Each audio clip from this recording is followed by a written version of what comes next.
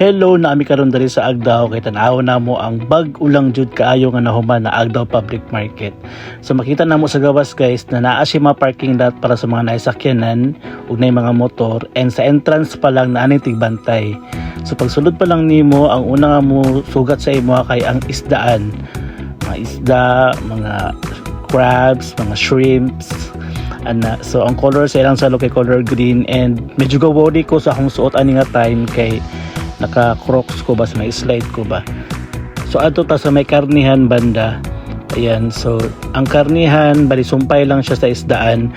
Pero mapansin nako guys, no, wala kayo siya nagabaligya pa og karne, daghan pagbakante. So sa mga naibadak nga maligya sa palengke, pwede mag-inform sa ilaha. Ayan, so dali mi nagtanong-tanong sa kuan, limpyo sa tan-awon, promise dili siya baho. Di parehas dati nga managpa ang baho niya. Ayan, so busy kay sa ate buat usuriso.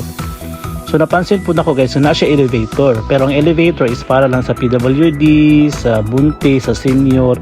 So ni saka mi kay gusto na mo tan-awon sa taas kung unsa ang view sa baba.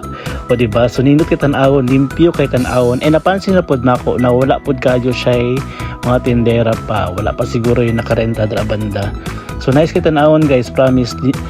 Dili siya hugaw sa mata o dili pod siya baho.